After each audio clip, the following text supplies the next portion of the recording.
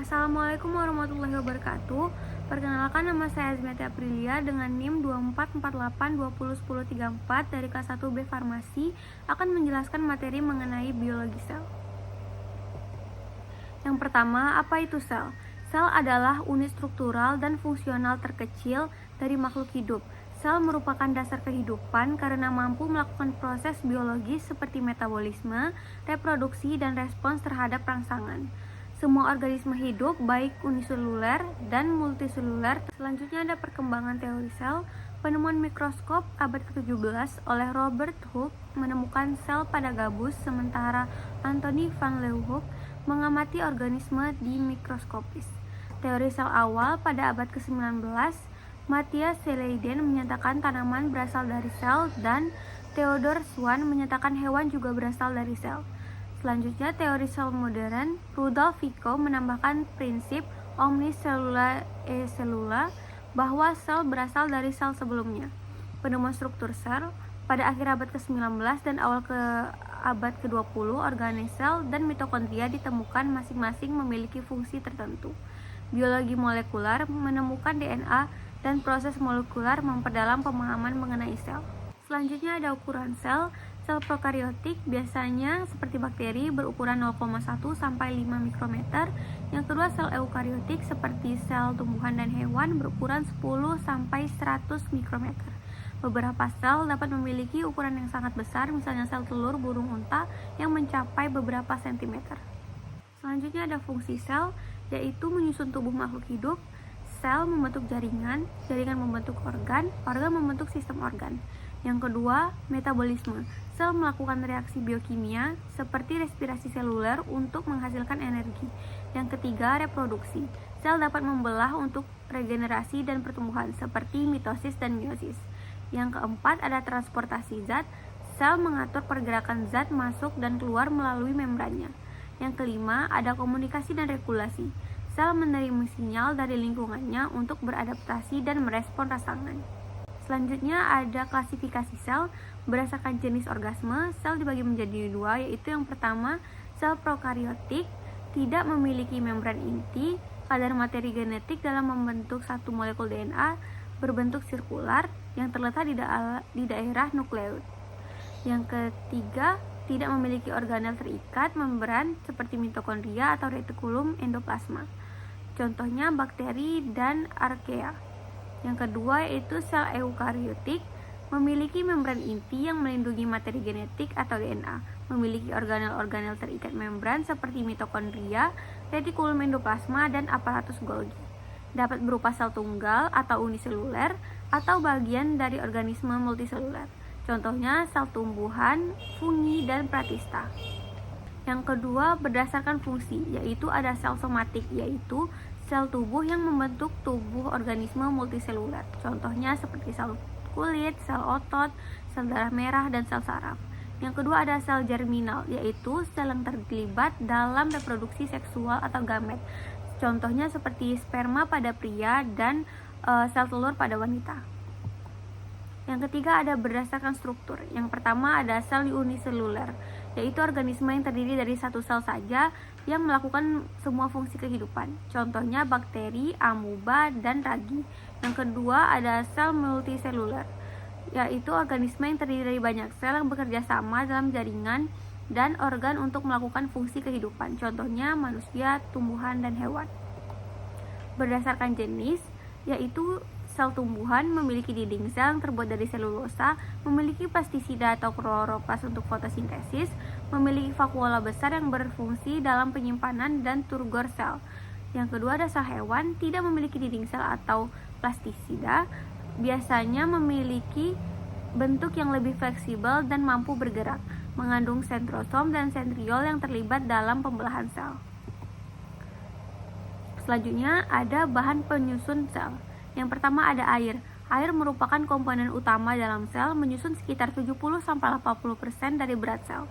Air berfungsi sebagai pelarut bagi banyak reaksi kimia dalam membantu menjaga bentuk sel, mengatur suhu, serta mendukung transportasi zat-zat dalam dan di luar sel. Yang kedua ada protein. Protein adalah bahan penyusun utama yang sangat penting untuk struktur dan fungsi sel. Mereka terdiri dari rantai asam amino dan berperan dalam hampir semua proses seluler, termasuk enzim dan struktur sel, misalnya aktin dan tubulin dalam sitoskeleton, serta dalam transportasi dan komunikasi antar sel. Yang ketiga ada lipid. Lipid termasuk fosfolipid dan kolesterol. Merupakan komponen utama membran sel, fosfolipid membentuk lapisan ganda yang menjadi penghalang antara bagian dalam sel dan lingkungan eksternal, sementara kolesterol memberikan kestabilan dan fleksibilitas membran. Yang ketiga, ada karbohidrat seperti glukosa, glikogen, dan polisakarida lainnya menyediakan sumber utama bagi sel. Karbohidrat juga ditemukan dalam membran sel dalam bentuk glikoprotein, glikolipid yang penting untuk pengenalan dan komunikasi antar sel. Selanjutnya ada asam nukleat, DNA, dan RNA. DNA, asam deoksiribonukleat, menyimpan informasi genetik dalam sel, sementara RNA, asam ribonukleat, terlibat dalam proses pembuatan protein melalui transkripsi dan translasi.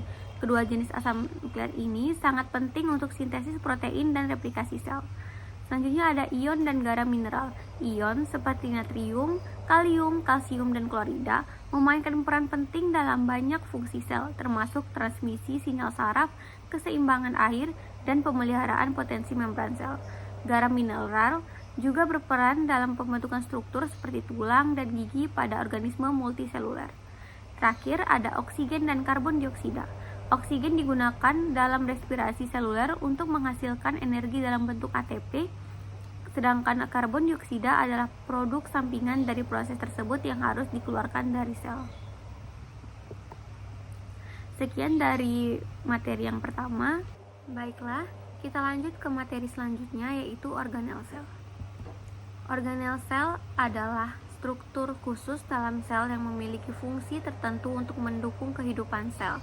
Organel sel bisa ditemukan dalam sel eukariotik, baik hewan maupun tumbuhan. Contoh organel sel meliputi inti sel atau nukleus, mitokondria, ribosom, retikulum endoplasma, dan lain-lain. Struktur organel sel mengacu pada komponen-komponen yang membentuk sel, baik yang berada di dalam maupun di luar sel. Struktur sel terbagi menjadi 3 bagian utama, yaitu membran sel, lapisan luar yang mengatur keluar masuknya zat ke dalam sel. Yang kedua, sitoplasma, cairan di dalam sel yang berisi organel dan berbagai molekul penting. Yang ketiga, inti sel atau nukleus, struktur yang mengandung materi genetik dan mengontrol aktivasi sel. Yang pertama ada membran sel, yaitu struktur tipis yang membungkus sel dan memisahkannya dari lingkungan eksternal. Membran ini memiliki fungsi penting, yaitu menjaga kestabilan sel dengan mengontrol pertukaran zat antara sel dan lingkungannya, serta melindungi inti sel dari pengaruh luar yang merugikan. Membran plasma terbuat dari lapisan ganda fosfolipid yang memiliki kepala hidrofilik atau suka air yang menghadap keluar dan ekor hidrofilik yang tak suka air yang menghalang ke dalam. Selain fosfolipid, membran sel juga mengandung protein yang berfungsi sebagai saluran untuk molekul tertentu serta karbohidrat yang terikat pada protein atau lipid yang berperan dalam pengenalan sel. Selanjutnya ada mitokondria. Mitokondria adalah organel sel yang sering dijuluki sebagai pembangkit energi sel karena perannya yang sangat penting dalam menghasilkan energi untuk sel. Organ ini bertanggung jawab untuk proses respirasi seluler yang menghasilkan ATP atau adenin trifosfat, yaitu molekul yang digunakan oleh sel sebagai sumber energi utama. Mitokondria memiliki 2 lapisan membran. Membran luar relatif halus, sementara membran dalam membentuk lipatan-lipatan yang disebut kristai. Lipatan-lipatan ini meningkat luas permukaan dan memungkinkan proses kimia yang lebih efisien dalam menghasilkan ATP di dalam matriks mitokondria. Ruang di dalam membran dalam terdapat enzim-enzim yang terlibat dalam siklus asam sitrat dan rantai transportasi elektron yang merupakan bagian dari proses respirasi seluler. Beberapa fungsi utama mitokondria yaitu produksi energi. Melalui respirasi seluler, mitokondria mengubah glukosa dan oksigen menjadi ATP. Yang kedua ada regulasi keseimbangan kalsium. Mitokondria membantu mengatur konsentrasi kalsium dalam sel yang penting untuk berbagai fungsi seluler. Yang ketiga ada apoptosis atau kematian sel terprogram. Mitokondria terlibat dalam proses apoptosis dengan melepaskan enzim yang dapat memicu kematian sel yang tidak lagi berfungsi dengan baik. Selanjutnya ada nukleus, adalah pusat kendali sel yang mengatur semua aktivitas seluler termasuk pertumbuhan, metabolisme, dan reproduksi. Nukleus hanya ditemukan dalam sel eukariotik, sel hewan dan tumbuhan, sedangkan sel prokariotik atau bakteri tidak memiliki nukleus. Sejati struktur nukleus terdiri dari beberapa komponen utama, yaitu yang pertama membran inti, yaitu lapisan ganda yang memisahkan nukleus dari sitoplasma. Yang kedua ada nukleoplasma, yaitu cairan yang mengisi nukleus, mengandung enzim, ion, protein, dan nukleotida yang penting untuk sintesis DNA dan RNA. Yang ketiga ada kromatin dan kromosom. Kromatin adalah benang-benang DNA yang bercampur dengan protein histon. Saat sel akan membelah, kromatin membentuk kromosom yang berisi informasi genetik dalam bentuk DNA. Keempat ada nukleus. Struktur bulat di dalam nukleus yang tidak memiliki membran berfungsi dalam sintesis ribosom yang penting untuk produksi protein dalam sel. Selanjutnya ada aparatus Golgi. Aparatus Golgi atau sering disebut sebagai pabrik pengolahan dan pengemasan. Organel yang berperan penting dalam memodifikasi, mengemas, dan mendistribusikan produk-produk yang dihasilkan oleh sel, terutama protein dan lipid. Organ ini terdiri dari serangkaian kantung pipih yang disebut cisternae yang saling bertumpuk. Struktur dari aparatus Golgi mirip dengan tumpukan kantong-kantong atau karung. Fungsi utama dari aparatus Golgi adalah modifikasi protein dan lipid. Setelah protein dan lipid diproduksi di retikulum endoplasma, mereka dikirim ke aparatus Golgi untuk diproses lebih lanjut. Proses ini termasuk penambahan gula, pengikatan kelompok karbohidrat, atau modifikasi kimia lainnya. Yang kedua ada pengemasan dan pengiriman. Setelah dimodifikasi, protein dan lipid dikemas dalam vesikel yang akan membawa molekul tersebut ke tempat tujuan di dalam atau di luar sel. Beberapa vesikel ini akan menuju ke membran plasma untuk disekresi atau ke organel lain seperti lisosom. Yang ketiga ada pembentukan lisosom. Golgi juga berperan dalam pembentukan lisosom yang merupakan organel yang mengandung enzim pencernaan untuk mencerna bahan-bahan yang tidak diinginkan dalam sel. Yang keempat, penyortiran dan pengiriman molekul. Aparatus Golgi memiliki kemampuan untuk menyortir molekul yang akan dikirim ke lokasi yang tepat dalam sel, baik itu keluar sel, ke dalam sistem endomembran, atau untuk digunakan dalam proses seluler lain. Selanjutnya ada retikulum endoplasma, adalah jaringan membran yang tersebar di dalam sitoplasma dan terdiri dari dua jenis, yaitu retikulum endoplasma kasar dihiasi dengan ribosom pada permukaannya. RE kasar berfungsi untuk sintesis protein yang akan diekspor keluar sel atau disisipkan ke dalam membran sel. Setelah protein disintesis, mereka akan dimodifikasi dan diproses lebih lanjut di aparatus Golgi. Yang kedua ada retikulum endoplasma halus, tidak memiliki ribosom dan lebih berperan dalam sintesis lipid, metabolisme karbohidrat, serta detoksifikasi zat beracun dalam sel. RE halus juga berfungsi untuk menyimpan ion kalsium yang penting untuk beberapa proses seluler. Selanjutnya ada vakuola. Vakuola adalah kantong membran yang terisi cairan dan memiliki berbagai fungsi bergantung pada jenis sel. Yang pertama, vakuola pada tumbuhan. Vakuola besar di sel tumbuhan berfungsi untuk menyimpan air, zat-zat terlarut seperti garam, gula, dan pigmen, serta mengandung turgor sel atau tekanan dalam sel yang menjaga bentuk sel tetap tegak. Vakuola juga berperan dalam menyimpan produk sampingan metabolisme. Yang kedua ada vakuola pada sel hewan. Sel hewan memiliki vakuola yang lebih kecil dan lebih banyak. Selanjutnya ada peroksisom, adalah organel kecil yang berfungsi dalam detoksifikasi sel. Mereka mengandung enzim-enzim yang membantu memecah asam lemak dan asam amino, serta mengurai hidrogen peroksida atau H2O2 yang bisa berbahaya bagi sel. Enzim dalam peroksisom mengubah hidrogen peroksida menjadi air dan oksigen, menghindari kerusakan sel akibat radikal bebas. Peroksisom juga terlihat dalam sintesis lipid tertentu. Selanjutnya ada sitoskeleton, adalah jaringan filamen protein yang membentuk kerangka sel. Struktur ini memberikan bentuk dan dukungan mekanis pada sel, serta terlibat dalam berbagai fungsi seluler seperti mikrotubulus, atau terbuat dari protein tubulin dan berfungsi dalam transportasi vesikel, pembelahan sel, dan memberikan bentuk sel. Selanjutnya, filamen intermediate memberikan stabilitas mekanik pada sel dan membantu sel menjaga bentuknya. Mikrofilamen atau aktin terlibat dalam gerakan sel seperti kontraksi otot pada sel hewan dan pembelahan sel. Lalu, sitoskeleton juga memainkan peran penting dalam pergerakan organel di dalam sel serta proses-proses seperti endositosis dan eksositosis. Selanjutnya, ada perbedaan antara sel hewan dan tumbuhan. Pada dinding sel tumbuhan memiliki dinding sel yang terbuat dari selulosa, sedangkan sel hewan tidak. Lalu, bentuk sel tumbuhan cenderung berbentuk tetap atau kotak, sedangkan sel hewan lebih fleksibel atau bentuknya tidak beraturan. Lalu vakuola, sel tumbuhan memiliki vakuola yang besar untuk menyimpan air, sedangkan sel hewan hanya memiliki vakuola yang kecil. Lalu kloroplas, hanya sel tumbuhan yang memiliki kloroplas untuk fotosintesis. Sentriol, sel hewan memiliki sentriol yang membantu pembelahan sel, sedangkan sel tumbuhan tidak memiliki. Lalu plasmodesmata atau sel tumbuhan memiliki plasmodesmata untuk komunikasi antar sel hewan tidak memilikinya. Baiklah, sekian dari materi yang kedua. Baiklah, kita masuk ke materi yang ketiga, yaitu siklus sel. Siklus sel adalah serangkaian peristiwa yang terjadi dalam suatu sel yang mengarah pada pembelahan dan pembentukan sel anak. Siklus sel ini sangat penting untuk pertumbuhan, perbaikan, dan reproduksi sel. Proses ini dibagi menjadi beberapa tahap yang berlangsung secara teratur, yang mengatur pembelahan sel dan memastikan bahwa semua komponen sel terbagi dengan benar dalam dua sel anak yang identik.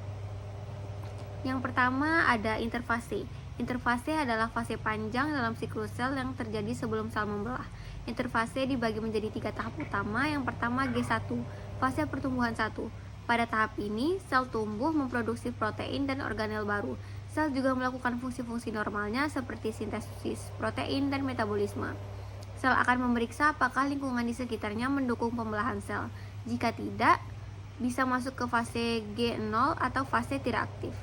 Yang kedua ada fase sintesis. Pada fase ini, DNA sel disalin atau replikasi DNA sehingga setiap kromosom memiliki salinan identik, penting untuk memastikan bahwa kedua sel anak yang terbentuk memiliki jumlah dan jenis DNA yang sama. Selanjutnya ada fase pertumbuhan atau G2. Setelah DNA disalin, sel melanjutkan pertumbuhannya dan melakukan pemeriksaan untuk memastikan bahwa replikasi telah selesai dengan benar. Sel juga mempersiapkan diri untuk pembelahan dengan menghasilkan enzim-enzim yang dibutuhkan untuk. Yang kedua ada tahap mitosis. Mitosis adalah tahap di mana sel membelah menjadi dua sel anak yang identik. Mitosis dibagi menjadi beberapa fase, yaitu profase. Kromosom yang telah digandakan mulai memadat terlihat di bawah mikroskop. Membran nukleus mulai memecah dan sentrosom mulai bergerak kutub sel untuk membentuk spindle. Yang kedua metafase. Kromosom yang telah terduplikasi terjajar di tengah sel disebut pelat metafase. Spindle yang terbentuk sebelumnya mengikat sentromer kromosom dan menariknya ke tengah. Yang ketiga ada anafase. Kromatid saudara atau salinan kromosom yang terpisah ditarik ke kutub yang berlawanan oleh benang spindle. Yang terakhir telofase. Kromosom mulai terurai menjadi kromatin dan membran nukleus baru terbentuk di sekitar masing-masing kelompok kromosom. Sel akhirnya membentuk dua inti yang terpisah. Selanjutnya ada sitokinesis. Sitokinesis adalah proses pembagian sitoplasma dan organel setelah mitosis pada sel hewan. Sitokinesis terjadi dengan pembentukan cincin kontraktil yang memisahkan sel menjadi dua bagian. Pada sel tumbuhan terbentuk dinding sel baru yang memisahkan kedua sel anak. Terakhir ada fase G0 atau fase tidak aktif.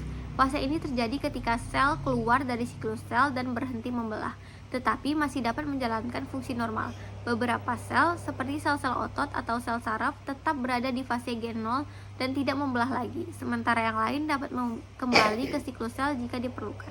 Selanjutnya ada pengaturan siklus sel. Yang pertama, checkpoint. G1 checkpoint memeriksa apakah sel siap membelah. Cukup besar, DNA tidak rusak. Yang kedua, G2 checkpoint, memastikan DNA telah disalin dengan benar sebelum mitosis. Yang ketiga ada metafase checkpoint, memeriksa apakah kromosom telah sejajar dengan benar sebelum dipisahkan. Lalu ada protein pengatur. Lalu ada siklin, yaitu protein yang meningkat selama siklus dan berikatan dengan CDK. Lalu CDK atau cyclin dependent kinase, enzim yang berikatan dengan siklin untuk mengatur fase-fase siklus sel. Selanjutnya kita masuk ke tahapan pembelahan sel. Yang pertama ada mitosis, yaitu menghasilkan dua sel anak identik dengan sel induk dengan jumlah kromosom yang sama. Tahapannya yaitu profase, kromosom memadat dan membran nukleus pecah. Yang kedua metafase, kromosom berjajar di tengah sel. Yang ketiga anafase, kromatid saudara ditarik ke kutub berlawanan. Yang keempat ada telofase, membran nukleus terbentuk kembali. Yang terakhir ada sitokinesis, pembagian sitoplasma menghasilkan dua sel anak. Ada meiosis. Meiosis menghasilkan 4 sel anak atau gamet dengan setengah jumlah kromosom dari sel induk. Tahapannya meiosis 1, pembelahan kromosom homolog menghasilkan 2 sel anak dengan setengah jumlah kromosom. Yang kedua meiosis 2, terjadi pemisahan kromatid saudara menghasilkan 4 gamet dengan setengah jumlah kromosom. Baiklah, sekian videonya dari saya. Saya akhiri. Wassalamualaikum warahmatullahi wabarakatuh.